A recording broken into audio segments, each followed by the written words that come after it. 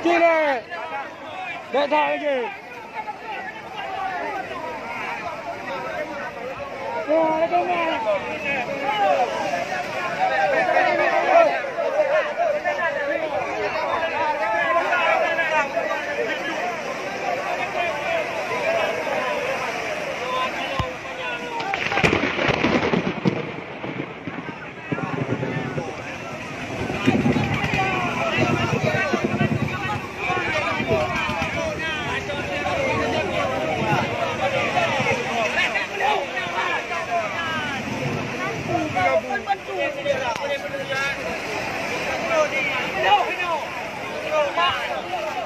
Tenang aja.